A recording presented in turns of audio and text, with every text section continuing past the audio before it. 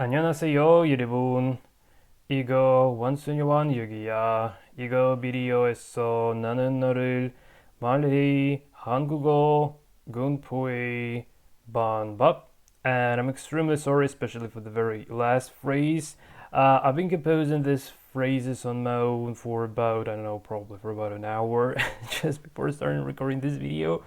And I'm learning Korean only for, I don't know, probably this is the second week. And it's really complicated to connect the general grammar rules with the conversational patterns, and that's one of the most issues I'm facing currently as a beginner, and this is actually the topic of this video, guys. So I would like to share my experience on how it goes with learning Korean absolutely from scratch. And before anything else, I just want to introduce a couple of resources that I'm sticking to when learning Korean, and one of those is that I've been sharing in the previous video. So this is the YouTube channel by Miss Wiki, because is Miss Wiki in Korean, and she's amazingly good in explaining the grammar rules, and she's really diving into all these tiny little details like verb conjugations in regards to tenses, describing the particles, like how they use, where exactly the difference between the 반말 and 존댓말, which is the formal, which is informal and formal forms of speaking, the difference between the written Korean and the spoken Korean. So everything that's absolutely a dream content for those looking for in-depth guide in Korean grammar. And you just don't, I'm not advertising her channel at any point. Well, actually I do, but I mean, like, I'm not really taking any money for this because I really love it so much that I really want to advertise this. However, it has so many subscribers that it doesn't really need for advertisement. Anyway, but the problem with Miss Wiki is that even though her content regarding grammar is brilliant, still it's very hard to actually apply this directly when you want to when you want to compose somewhat a very basic sentence on your own. So that's a bit of a probably the most strange thing to consider. But however, it's what happens actually. So it's really hard to actually just based on this grammar knowledge. It's really hard to come up with something on your own. And that's the reason why I found another absolutely amazing channel by Kim Sante. I'm not sure how this is written in Korean. That's the reason why I can't pronounce that perfectly well. Well, if this was spelled in Korean, I wouldn't be able to pronounce that perfectly well, but at very least I would understand what that means, like how that should sound. Okay, so the idea behind the channel of Kim Sante is that he's focused at the conversational Korean. By the way, that's the name for his channel, and it's absolutely amazing resource for those who are aiming to start with picking the most basic conversational patterns. So these are the two major things to consider. So grammar rules from Miss Vicky and the conversational patterns from Kim Sante. So, and you know, like, they are very helpful when they come together.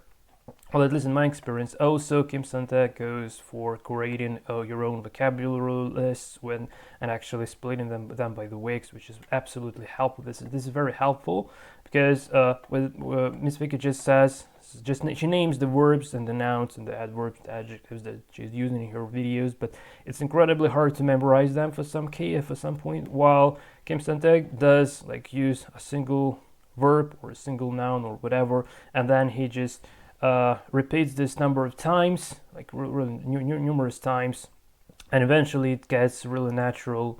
It naturally gets memorized, which is really fantastic thing.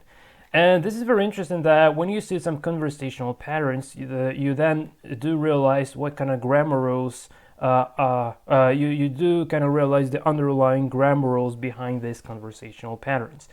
I can't say that this works on the contrary as well. So when you just stick to the grammar rules, then the conversational patterns themselves might seem a little bit weird because they don't really seem to cover any grammar rules. Like I don't know, like many words, like when you drop in the object and subject from the context, but that's probably the easiest case. So sometimes, well, the nature of the sentence and how it's built regarding some sort of a particular conversational pattern, it might be it might be absolutely unclear why the heck it's going on like that after like several hours of learning Korean grammar. Well, at least that's my experience. So, but I want to say that if when I started combining these two into a single knowledge base, it really kind of brought the light into my understanding of how to learn Korean, basically, and that's actually what I wanted to talk about in this video. So just bear in mind what I've just said regarding this two most essential parts of the language itself, like the grammar rules and the conversational patterns. I want to quickly break down the sentences I've composed on my own. So if you don't believe that I've composed them on my own, you just ask your Korean friends or native speakers, especially regarding this sort of a sentence, and they will tell you that definitely this is not even a Google Translate, because this is so weird. Nobody speaks like that. But the most valuable thing for me is that these are this is my own attempt to do something. And like before discovering this conversational Korean, I was really afraid to make mistakes. And when I realized that there are some grammar patterns, and I was just trying to blindly apply them to build some sentences, and then I was verifying that with a Google Translate, it turned out as absolute gibberish. And then I realized that actually the bare grammar rules without the patterns, without the conversational patterns, it goes weird, and I really need to come up with some sort of patterns. Well, okay, so without further ado, let's actually dive into breaking down these weird sentences I've composed. Probably nothing to say about 안녕하세요, because it's probably the very first word to learn in Korean. It means hello, but literally translated as are you living peacefully, something like that. So the next one, 유리분, is a very interesting one. So first I thought this is Konglish, so just an idea what the Konglish is. To give you an example, let's say there is no word coffee in Korean, and they use kapi, which is like phonetically sounds like coffee, but spelled in the matter like of the Korean language, and it's also being written with Hangul characters, obviously. So I thought that yoribun is something like everyone, because it sounds really similarly. However, then I realized that probably it's actually the native Korean word. I might be wrong though, so please let me know in the commentaries if I am speaking something wrong here. So I know that saram is the word to name a person. Say 이거 사람이야, which means this is a person. So 이거 like this, 사람 is the person, and ya like this is like to be in the present form literally means is.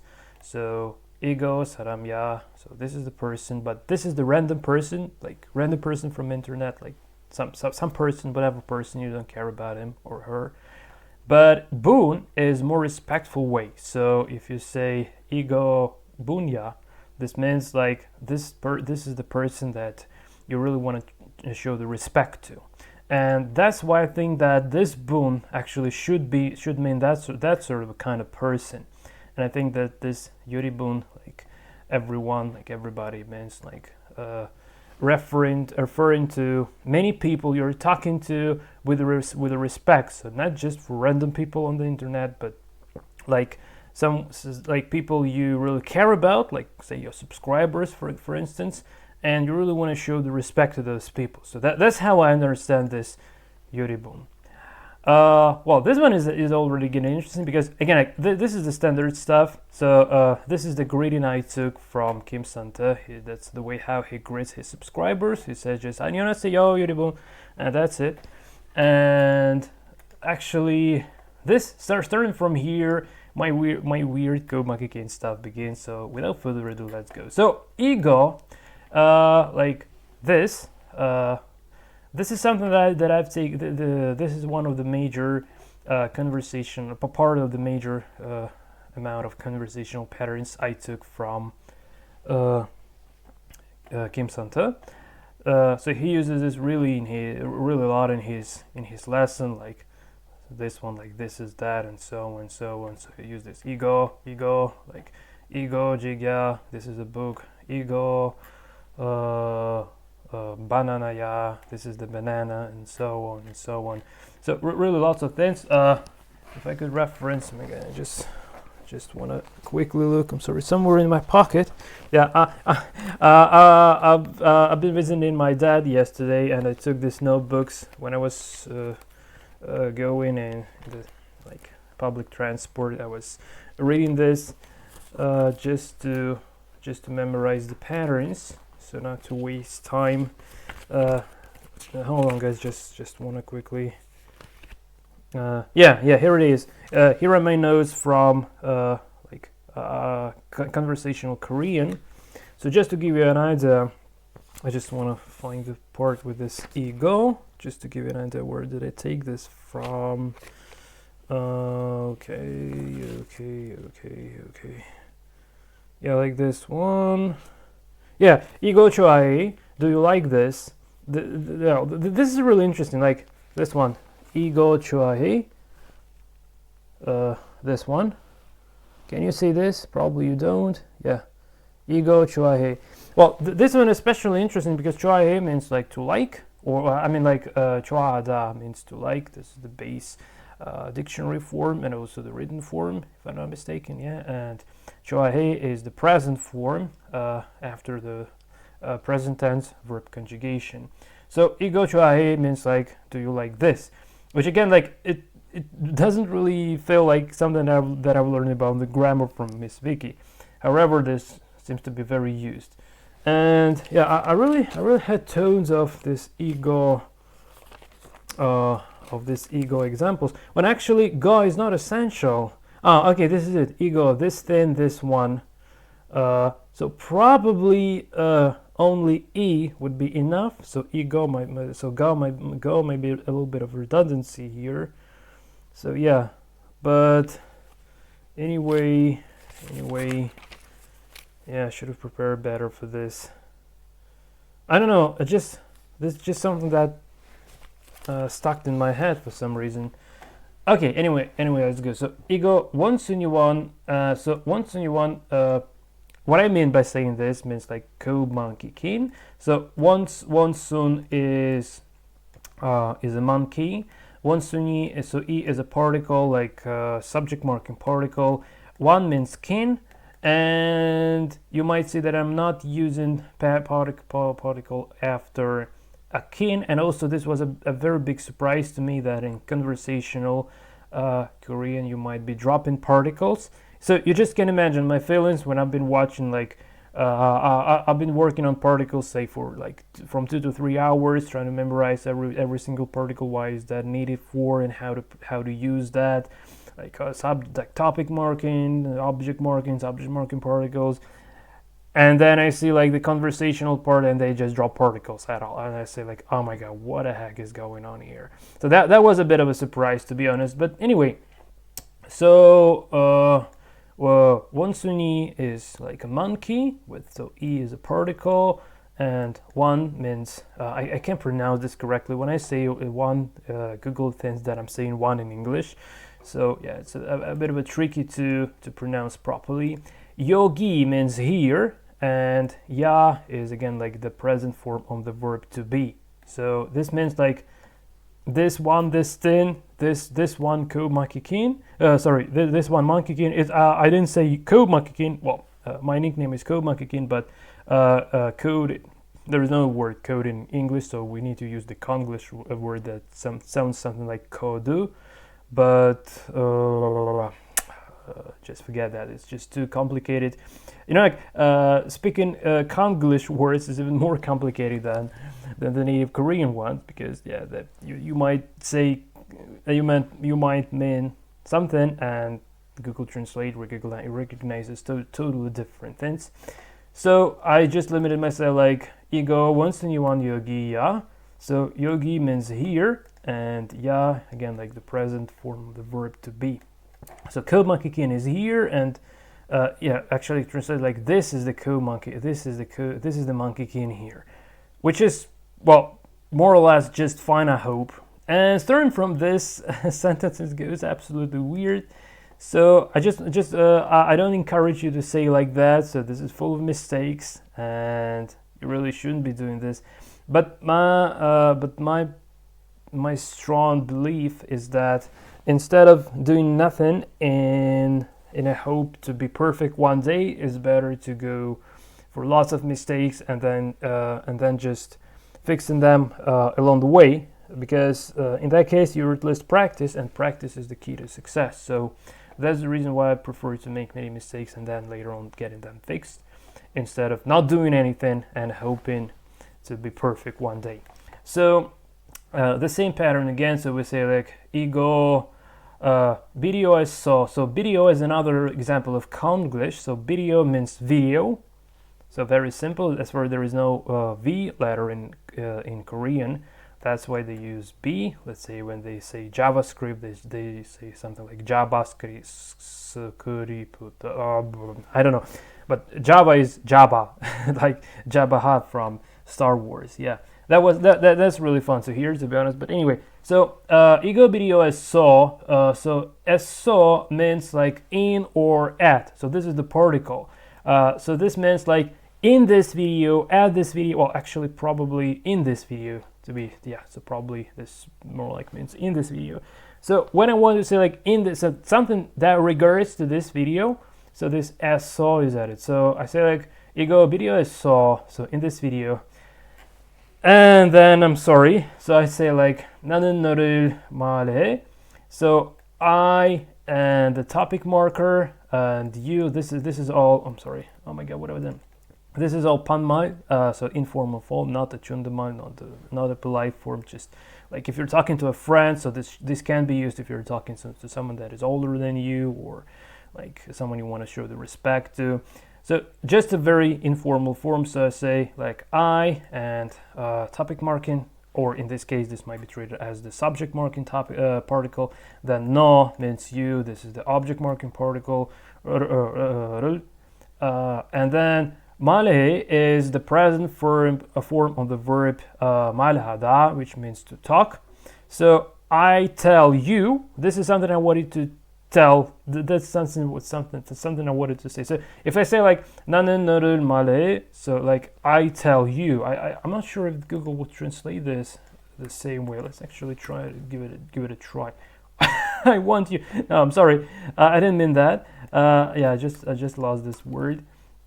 I tell you, yes, something like this should be somewhere correct, somewhere near of being correct. So this is it, and then I wanted. Well, again, I don't know how to connect two sentences properly, and that's the major reason. And I know that even grammatically this sucks, because we should have a verb at the end. And by the way, hold on a sec. Oh my god, did I make this wrong? Oh man, I'm using the noun at the end of the sentence. What have I done? Oh no, sorry guys, I'm so sorry. Yeah, way is at the end. It can't be. It's horribly wrong. Okay, let's go fix this. So let's say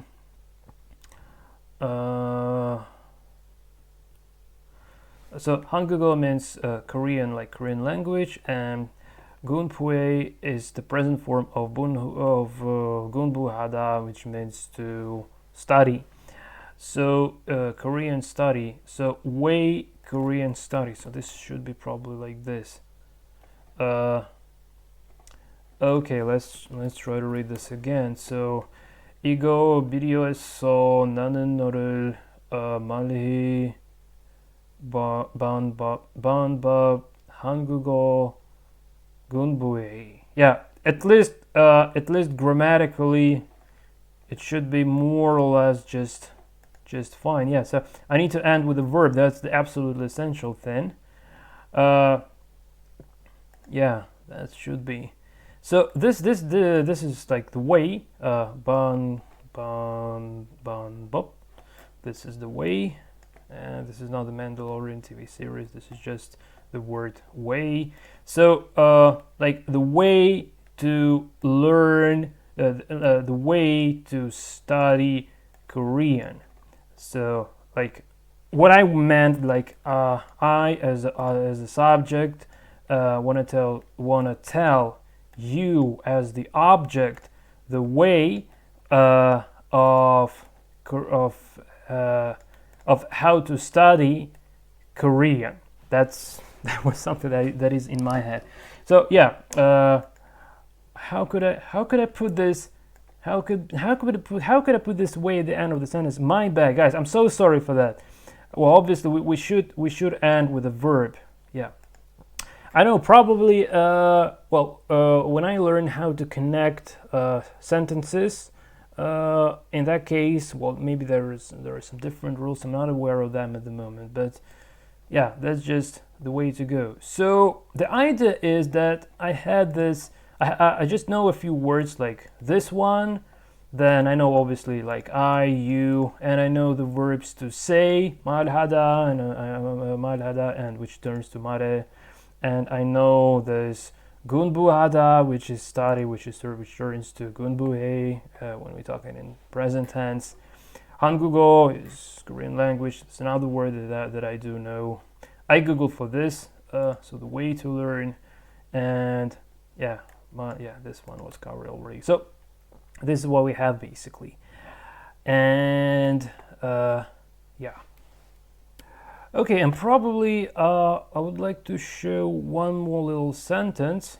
Well, I've prepared that for the to say as the very last sentence in this video, and I will definitely do that.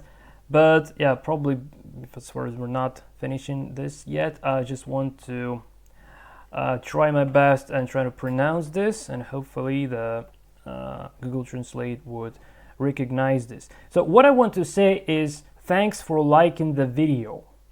So first, like how I decompose the sentence as a total beginner. So let's say thank you for liking this video. Yeah. So the core verb here is to like, and to like in Korean would be 좋아하다. And oh my god, it does recognize this properly. So, but this is the dictionary or so-called dictionary form or written form.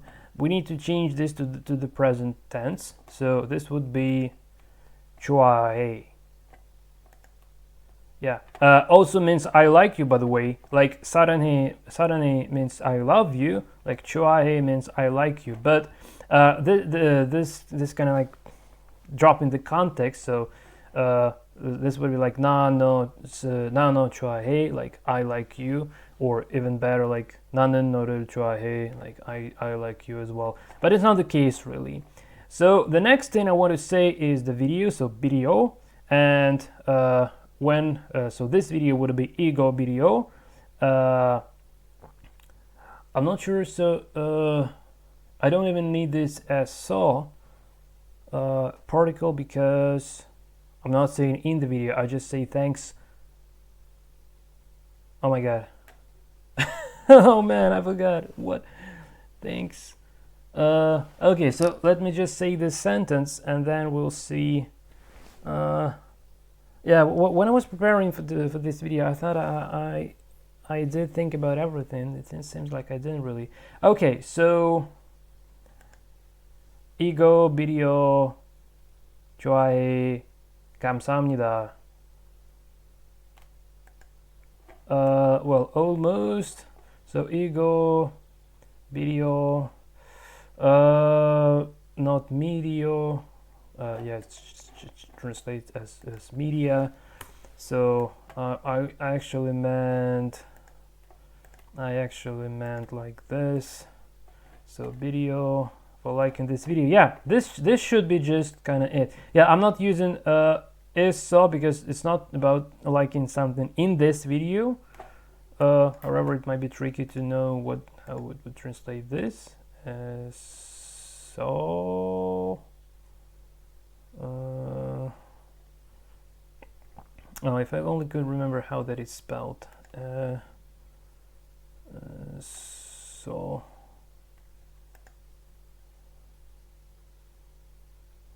Yeah, thank you for liking this on video. Yeah. So, well, I really hope I did spell this properly, but we don't really need this because we're talking about the video itself, not something that regards to the video. So, 이거 비디오 좋아해.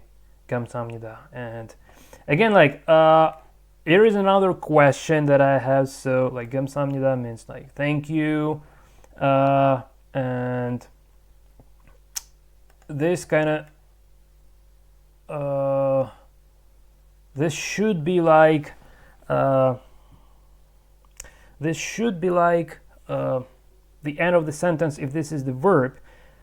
However, I've seen a very strange thing in the commentaries. Well, maybe those commentaries were by non-native speakers, apparently. But if you translate "thank you, sir" to Korean, it would be something like 감사합니다, and then the teacher. So sensa님, or okay, I'm sorry guys. Let me just. I don't remember how that pronounced exactly. Sensanim, something like. Okay. Thank you, sir. No, just 감사합니다. Okay. Teacher and sensa님. Yeah. Let me listen. 선생님. 선생님. 감사합니다, 선생님. Yeah, and this is the verified translation I've been talking about. So it's a little bit strange that it says like thank you before and then somebody you're thanking to, you're thanking to. Yeah, somebody you want to thank to. So this is another strange thing. So especially this verified translation is really confusing because this is the noun, it's not the verb, and it's at the end of the sentence. So is this some sort of an exception from the grammar rules when applied to conversational patterns, or is this a bug in Google Translate, or what is this? So that's the question I have. And I just wanted to show you this, guys, serving as an idea of the overwhelming confusion I'm getting into, because literally, I don't know, whatever I'm trying to say in Korean, like when I try to compose some sort of a sentence, it comes with this sort of a weird stuff, like it feels like something that is used to be said in conversational, within the conversational patterns. It might be totally different from the grammar rules. And again, like whether this is a matter of the written versus conversational or what, or just, I don't know. So this is very overwhelming. And I want to tell you all of these things to you just in order to show somewhat of the most confusing beginners issues. I just want to show you the most confusing and overwhelming issues that I do face as the beginner, as a Korean learner who starts absolutely from scratch. And now, just to give you a little bit of an idea. So when I was learning English, just to give you an idea, I'm not a native English speaker, so English is my second language. But when I was studying English, it was really long time ago, to be honest. I was a kid then. And it doesn't mean that I do practice English for all of my life, actually. That's not exactly true. I started the real practice when I just started this kind of my two of my YouTube channels, like the Code Against one, the one related to web scraping, and another one, the chess program, where I do write the chess engines and to make live tutorials on how to code a chess engine. But that's not the case really. So in English, I also remember that there was a gap between like the grammar rules and the conversational patterns. However, it was like you can start from the grammar, and then eventually you will learn this conversational stuff, and that was the path that I've been through, to be honest. So I didn't really like to learn some conversational patterns that I don't understand the underlying grammar rules behind them. behind. So I really wanted to start with something with some sort of a solid basis, so I could build the sentences like I had the words as the bricks, like the building blocks, and then trying to bring them together to compose a sentence, bearing on some particular grammar rule, like the present tense, like present continuous, like possessive or whatever. And then eventually this has turned into kind of like I came to the conversational patterns from the grammar. So I started with the grammar, and then I came to the conversational patterns. And I know people who did on the contrary. So they did start from like conversational patterns. But the issue with that approach is that when you do start with the conversational patterns, you're not that, oh my god, I forgot the word. You're not that flexible, right? So you do know how to say like one pattern, another pattern, like just how to compose words, especially if you're watching many YouTube videos where native English speakers talking, you just can grab the phrases right ahead from them and just try to use them as they were your own phrases. But when I did that already having a solid basis in the English grammar. Now, when we're talking about the Korean, this sort of an approach that I used to when I was learning English, it doesn't work. And this is the major issue, that it just simply doesn't work, because it feels like the more I learn Korean grammar, the more I dive into this specific rules, like rules and the exceptions of those rules and exceptions of the exceptions and so on. It just feels like you're starting to understand the underlying circumstances behind this grammar, behind like how the language is designed, and it's absolutely awesome thing. I really love how this works, basically how Korean works. It feels extremely natural for me. And the more I dive into the grammar, the more I want to learn the language. However, the most confusing thing when I learn, I don't say about you, I say about me. So when I learn Korean grammar, the most confusing thing is that the more I learn the grammar, it doesn't bring me to conversational speaking skills. So, like it feels like I might be an expert in Korean grammar, and still I can't connect two words to form an actual sentence for a conversation. Can you believe this? I don't know. Maybe I'm saying something horribly wrong. But the more I study day by day, like I really feel that this is the case actually. And that's the reason why I actually really decided to start looking for some sort of a conversational patterns that been separated from the grammar patterns. And that's how I came up with this Kim Santa videos on conversational Korean. And a very interesting thing that I'm a practitioner of Chinese martial arts like Tai Chi. I'm practicing Hunyuan Tai Chi by Fan Chen, who's passed away in 2012 or 13. I don't remember. A very great master of Chen style Tai Chi in China. And when he describes his art, he says like there is the internal part, which is like the most probably 60 or even 70%, and there is the external part that is only like 40 or even 30%, and you need to practice both in Tai Chi, like the internal and the external both. However, you need to make an emphasis on the internal to make your art kind of make sense to you and to everyone else as well. So the idea is that this distinguishing between the internal and external, it's something that you will definitely find in whatever, say, Chinese art. So, or it's even applicable to the students. Let's say, even in Japan, in Aikido classes, there is like uchideshi, which means like internal students and everyone else. So, like, you can go to Japan, you can learn Aikido there in Hombu Dojo, which is the birthplace of the main dojo in Japan. But the idea is that you're not getting in. You're just like a foreigner who wants to. They can give you some degrees in Aikido and so on, but you're not like the internal student.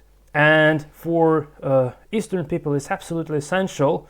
So there is a big difference between those who is internal students and those who is external. So just to give you a little idea, why am I telling you about this? So the idea is that this distinguishing between the internal and external, it's something that I do see when it comes to the Eastern culture. So this might be Chinese, Japanese, and it feels like it's the same in Korean as well. There is a slight difference in every single country because the traditions are different, the mentality is slightly bit different. It's all generally the same for Eastern people, but they are not the same to each other, and probably that's the reason for the wars. Like Japan was had a war with the China and with the Korea as well. That's like the reason why both Koreans and Chinese guys like kind of hate Japanese guys. So I'm not really I'm not that nicely aware of the history, how the wars were going, but that's just something that we get know from the movies. Like we see that Japanese are considered to be aggressors, while Chinese and Koreans are considered to be victims. But anyway, so I just want to tell you guys that actually Korean is the only language I currently study, like from the linguistic perspective, I would say. And the main thing is that when I do study it, I do see this internal part, which is the grammar, and the external part, which is the conversational patterns. But it's not so in English. So in English, on the contrary, we have like, if I do speak something, that I can just explain what kind of grammar rule I do use in particular currently when I speak this certain sentence. So it's not separated, and it goes like together. So I'm not about revealing the hidden roots behind this sort of a situation at any point.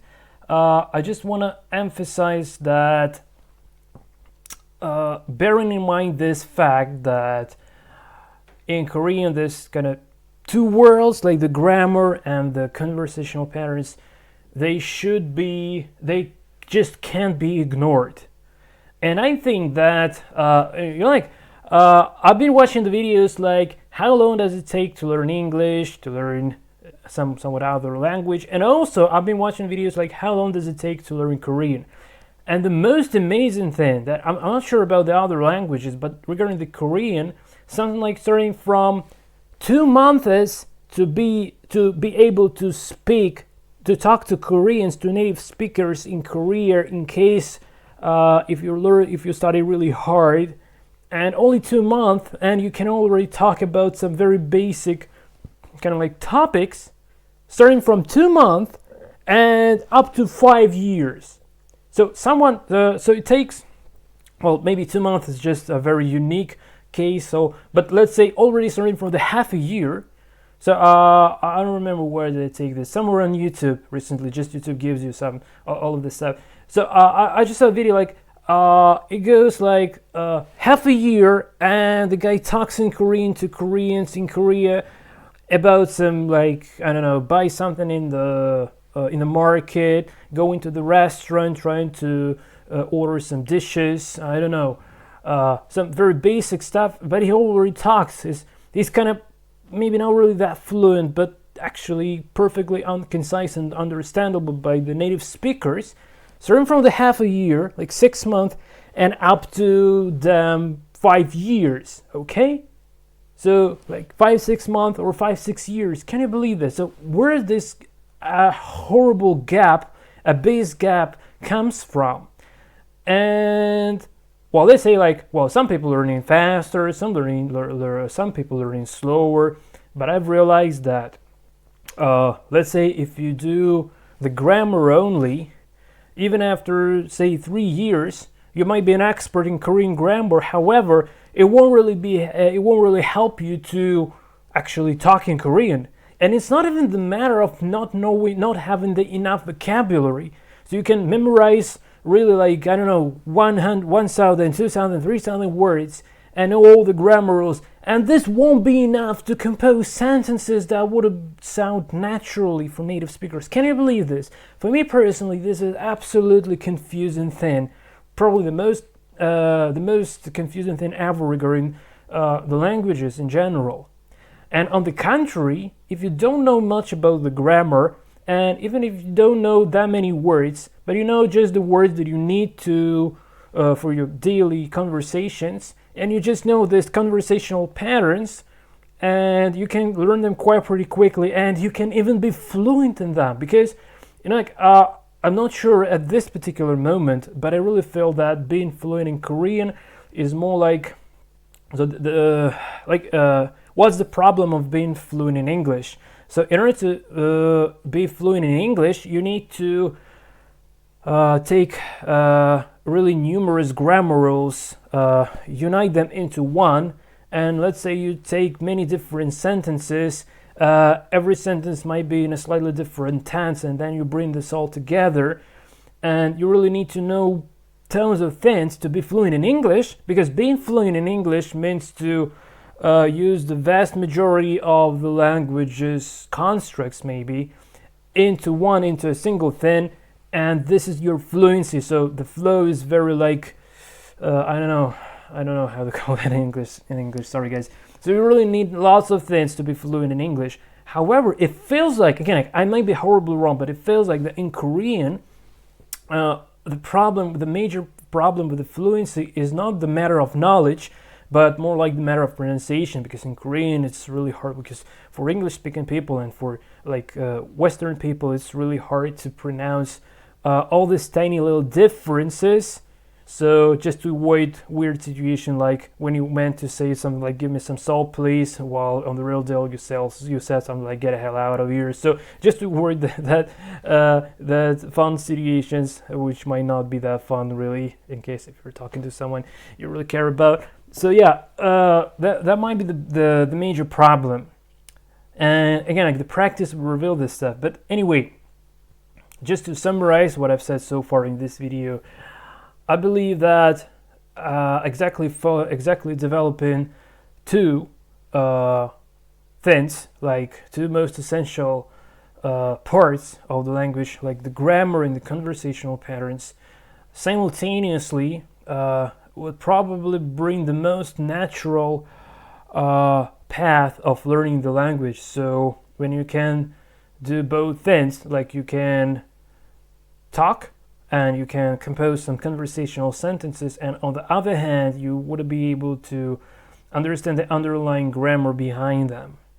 And just to give you an idea, even with my miserable, like slightly more than 1 week experience in learning Korean, what I want to say is that when I just started watching videos by Kim Sun-tae, I've realized that, well, starting from the fact that he drops particles completely, I was like, what the heck is going on here, and so on. And well, the way how he does this, it sounds, I can't really measure how natural that sounds, but it feels like, it feels like it sounds natural, or it might, or just on the contrary, when I speak something in Korean, it feels like it sounds horribly wrong. Even though I don't know how exactly this should be, but it's like in music, so you can distinguish the music from the number of sounds that put up together, like, but without any harmony in them. So you can just that's not the music, there's just many sounds. But if you just compose the sounds naturally, the sounds are connected with the harmony, and that's what makes these sounds to be a music, basically. So I think something similar with the words in the languages itself. So when I try to say something, this really sounds like just separate sounds with not much meaning. But when native speakers do apply these conversational patterns, it really sounds like a music, because it sounds very natural, and it's really ear-pleasing experience to listen to that. So I believe that doing both, like the grammar and conversational patterns, simultaneously is the key to success. So you won't have the light fast results on like maybe not half a year to be fluent, right? We'll see how long does it take me to be able to, let's say, talk in the manner of how I talk in English now with you guys. So how long does it take me to talk to you exactly the same phrases, the same way in Korean? That's my ultimate goal, basically, to start talking in Korean just like I do talk in English right now with you guys. Because I really want to start talking to native speakers. I'm really about showing them the chess programming stuff that I do professionally, and especially something that regards to Korean chess jangi. Okay, so before we end this video, just a little teaser for the future content. Let's say, there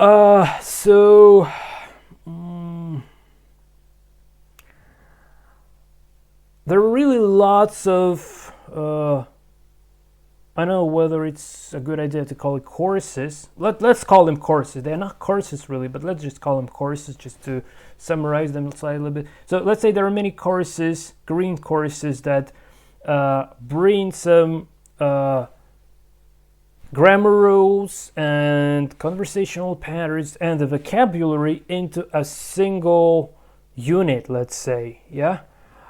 And this units then goes like the basic unit, and then more advanced unit, and then like intermediate unit, and then more advanced unit, and then so on.